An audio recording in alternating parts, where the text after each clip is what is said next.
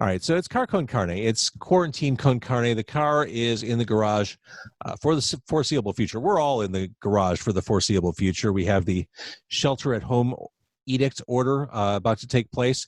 I'm James Van Osdell. It is Con Carne, joined across the city in her own safe, COVID-19 free, hopefully, home. I have Danielle from Impulsive Hearts joining me. Thank you for doing this. Can I completely audible as we start this? Yes. Okay, so in the time of pandemic, we're all kind of figuring out things where we're making stuff up as we go, such is the case with this podcast. So I very quickly needed to figure out a new way to keep Con Carne going. I'm like, okay, I've got to do a video podcast. I've got to do it nightly. I changed everything, and I quickly segued to this Zoom, like this is something that businesses use. It's a web conferencing tool. We started to record tonight. We recorded an entire podcast, and then I realized after we disconnected and as I started to edit, oh shit, I didn't have the correct microphone configured. So it sounded terrible. Like it was unusable, the entire podcast. And I had that awful thought. I'm like, do I just tell her I lost it? It's dead. It can't come back. Or do I just kind of casually say, hey, I'm embarrassed, and maybe she'll find it in her heart to say, do you want to do it again? And you did. And a part of me was like, maybe this is his nice way of being like, man, that was really awful. Oh, no, it was great. It was great. Like, no. I was like, no, that's good. I was incredibly embarrassed. I'm like, oh, come on. I've been doing this for a long time, but new software, new circumstances. It's a time of a freaking pandemic. Things happen. So thank you for your graciousness, Danielle, for doing this not once, but twice tonight. Happy to. But this will be even better than the last time, don't you think? All the kinks are out. Oh, yeah. Yeah. Any embarrassing things I won't say this time. You didn't say anything embarrassing, but Con Carne is sponsored by C&H Financial Services. I probably did their read better the last time. Visit freeprocessingnow.com or call 855-600-2437, extension 999, and start saving money today. We sound good, right? Yeah, I think so. So I may repeat some questions, but right out of the gate, Cry All the Time is the new album. It is available now. I know you have it handy. Can you show me the visual aid? Visual. Oh, yeah. Oh, wait. Oh, yeah. I forgot that there's even a pretty little insert, too, but it looks like... Look at that just gorgeous record package. So one of the things we talked about in round one is how to support artists in this pandemic era. No one's touring, no one's playing out. You had a show at Sleeping Village that obviously had to get postponed or canceled. To support you, the independent artist, to support Impulsive Hearts, the best way to do it really is to buy merch, isn't it? Yeah, for right now. And also merch from Midwest Action too, because they split the record with us. So I know that they were looking forward to hopefully selling a lot at the show, and I don't want them to feel like they're encumbered with records and things like that. So, and I think especially for us, they're a smaller record label, and I think that they took an investment in us too. So it's it's a bad place for everybody to be in. So it really is. So your Bandcamp page, Impulsive Hearts, at Bandcamp, we can, and let's talk a little bit about the album. Sure. Let's talk about that first song, Melody. This is the bright song that kind of walks you into the album. This is, I think, what people would expect of Impulsive Hearts going into the album. It's like the beachy feel. You got Fallon is playing saxophone, and we recorded in Benton Harbor, Michigan, and then took all of the recordings back to Chicago and kind of worked on them for about a year and a half or so. And with Fallon, basically, she's such a quiet, shy individual. And so we were like, just play it just crazy. And so we got her to do the craziest takes, and we, spliced them together, put them together, and have this awesome take of her wailing on the saxophone. That the sax so nails cool. it for me. Yeah. That really pushes it over. I love the saxophone on the song. It was so unexpected. That's why I love my band, is just I was like, what do you think you could do with I didn't really have any what do you hear? Just do something, whatever you want, and see what happens. And big musicians. So Cry All the Time is new. Take me back to the beginning. When this project when Impulsive Hearts was embryonic? A little baby. So it started off as Danielle and her drum machine, and it was me with all these garage band sort of beats that I'd put together.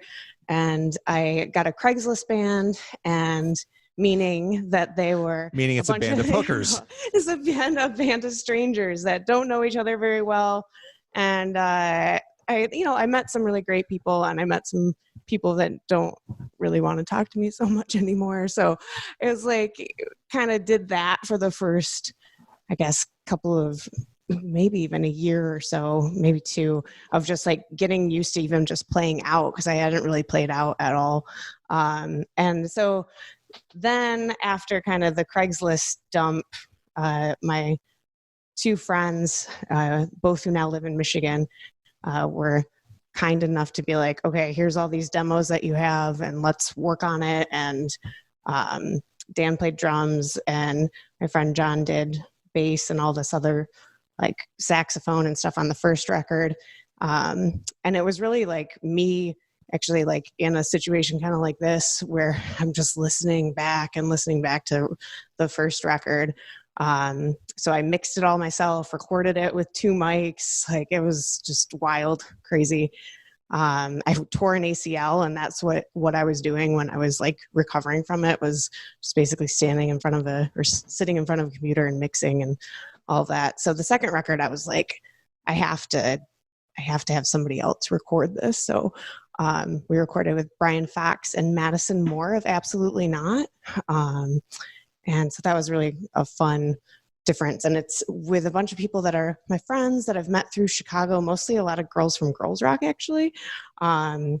We have our bassist on the record is Doug Hoyer, who's now moved to Canada. And now our violinist on the record is playing bass live. So there's been a lot of kind of like movement in the band. Well, the band sounds great. And Thanks. Going back to that saxophone, I hear it on Fool, and I love that song. Is that kind of a self-flagellating song lyrically? Oh, man, what the fuck is Fool about? It's so hard. It's sort of about, I think, a friendship that at the time I wasn't really, it's so funny because I like write these lyrics and then I'm just singing them and I don't really think about what they are. And then later, as I'm like writing them we have them all in the album liner notes. I was Right. like, I know what this is about. Like, this is really like, I think it was like I was getting taken advantage by a friend, and it took me a really long time to see it. And then once I saw it, I was like, oh, that's what Fool's about. But then there's like this other lyric that's like, I'm saying that's like, come haunt me. And that's, my grandma had just passed and I was doing these demos in my house. And so I'm like singing this line that's like, come haunt me, over and over. Then it gets higher and higher as it's going. So it's like about a lot of weird stuff. It's like, it's mostly about a friend being a jerk and my grandma dying in like one kind of song. And this is one of the things I enjoy about Impulsive Hearts is wrapping up that kind of darkness and the sweet package, the deceptively bouncy, lively sound. Because otherwise it's too, I don't know. I have this all kind of the sad songs that to me, I like kind of keeping them to myself and not really playing them live because that just becomes so, I don't know, depressing. I don't know. I don't like going out and being like, oh, that was a great, I mean, I do, but like, I feel like I've been less like into wanting to cry in public and things like that. So it's like, I don't really want to do that as a performer. So all the songs are kind of masked in this upbeat body. I get it. Yeah. Your voice has a nice depth and range. And certainly you have your own style. When did you find your voice as a singer? Like maybe this record more. Yeah, I've always kind of struggled with it. My mom and my dad were both in choirs in high school and stuff like that. So when we were younger, they tried to like get me and my sister to sing like 4-part harmony and things like that. And so I've always been like aware of melody and things like that, but actually kind of coming into my own voice and being like, oh, okay, I can sing and I can sing pretty loud.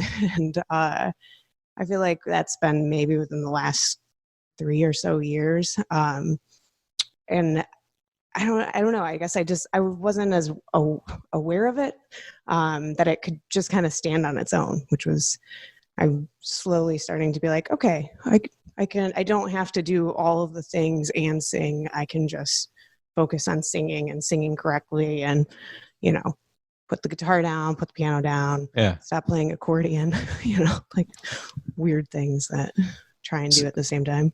We're recording this on Friday, March 20th. Everything feels weird right now. Sure. We're at home. I know you do a lot of working from home, so maybe it's not that unusual for you, but how are you coping or planning to get through the sequestering here? Yeah, so I think that the big thing that I'm trying to do is stay calm and not freak out, not press the panic button. I'm fortunate that most people still need therapy. So I'm still, which is your day job. Yeah. So I have that. I would say probably now more than ever. Yeah. I mean, it's highly stressful, uncertain time. Yeah. And I think the other thing is that I'm trying to get back to, I know it sounds cheesy, but like trying to get back to me, the things that I like to do. I spent like a very long time yesterday just gardening, and I was like, man, this feels good to kind of just get back to this and just take time being home and enjoying, the place that I have and the weird neighbors that I have. I'm just trying to be like, I am also working on the demos for the next record. So right now, I think that's going to take up, I think, a lot of time. And right now I'm excited about it, but I'm excited to also be in the place like 3 months in the future where I'm like, oh, right. I hate all of these songs. So it's almost like enforced woodshedding right now. Yeah. Yeah, and really, and actually just getting my life together too, like bills, like what are these adult things? And I'm glad that taxes got pushed back, because I was like, I don't think I can't, right? Yeah, can't mentally process that. And yeah, the independent contractor nature of a podcast, it's rough. Makes every tax season a little flesh crawling. Yeah. No, I have not mastered the business side of Impulsive Hearts at all. And I don't know. Yeah, I get it. All right. So Cry All the Time is the new album. You have a guitar handy. I sure do. All right. And now, what are you going to play? I think we'll play the same one I think we'll play Telephone Girl. It's Friday night. Feels right. So Telephone Girl, this is kind of an outlier on the album. It's a slow burn. It definitely has a big cinematic feel. The violin adds a nice texture to this. Tell me what it's about. It's one of those songs that I've written, a really long time ago. Do you remember that blog Cowbird at all? I don't. It was like a weird place that you could put like little writings that you did and little songs and stuff like that nobody read. It was kind of like that. But it went away. But anyway, I was like posting some of these like sad jams on that. And this was one that just really stuck out. Originally, it was just a like church organ that started the song, and there was like back vocals and things like that. But we really stripped it all down so that it sounds kind of chilling. There's a lot of cool effects on the record too. That Jess on violin, like she like does these like, I don't know what she does, but she like plucks the string in a way that sort of makes the skin on the hair on the back of your neck, just go woof. So it's cool. And that I was really proud of how it turned out. So this is one of those songs that I'm like finding my voice for and getting more comfortable. Well, it's a great song. A super cool video to boot. Oh, thanks. Yeah, we did that all within Chicago, all within my house. And all of our videos are so DIY. I don't know. I can't any other way. I love it. So it's like... I totally get it. All right, why don't you get set up, cool. And we'll keep this going. I will say, as Danielle's getting set up, if you're watching this anytime before Monday, I'm going to try something that could be incredibly dumb or it could be incredibly awesome. I don't know yet. I'm going to do what is essentially a town hall version of Quarantine Con Carne on Monday. With this software I'm using, it's a video conferencing software that businesses use. It's Zoom. But I have the ability to invite up to 100 guests to be part of a video conference. So what I thought I would do Monday is just leave it open. On the Quarantine Con Carne Facebook page, I put the Zoom invitation, the meeting invite. Feel free to jump on. We're going to be talking about how we're all getting through life under quarantine, and maybe even movies we should all be watching as we're sequestered at home. So join me for that. It could be a train wreck. I've never done anything like this before, but again, life in the time of quarantine, we're making things up as we go. Can you hear me, Danielle? I sure can. All right, so you're going to give this a shot. It is Telephone Girl live over business webinar platform Zoom. This is 2020. This is clearly 2020. All right, I'll let you have at it. It's Quarantine Con Carne. If I could mend my woes, if I could mend my wires, so you would never be alone on a Friday night. If I could make you mine, if I could make you see that you were always in love, but it was never with me. Oh, you won my heart, I gave it openly, but when you tore it all apart, when you tore it all apart, you did it right on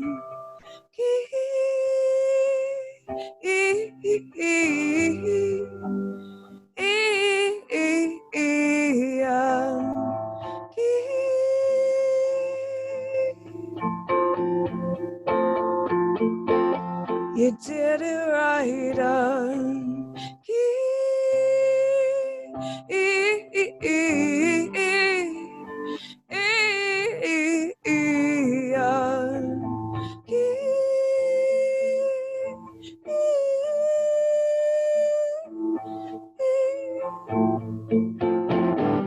even when you're miles away, even when nothing to say, even when nothing to prove, you know, babe, I still love you. I love you.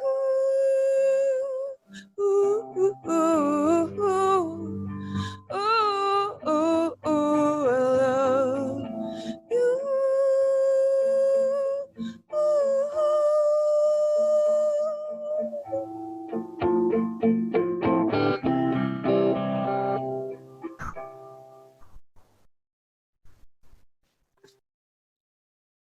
That was so awesome. Thank you for doing that. Yeah, totally. And as we mentioned earlier in the podcast, not the first time you did it tonight over webcast. So thank you. That was super cool of you. You sound amazing. Again, Impulsive Hearts, Cry All the Time is the new album. You can support Impulsive Hearts, buy their stuff on Bandcamp, value at any price, really. And then once we're out of this, once we're allowed out of our homes, we could stand closer than 6 feet away from one another. I look forward to seeing you play live. Thank you. I appreciate it. Thank you for doing this. Yeah. Oh, are you kidding? My pleasure. You've been light and very patient and tolerant of me too. Quarantine Con Carne, sponsored by CNH Financial Services. Danielle, thank you. Thank you so much.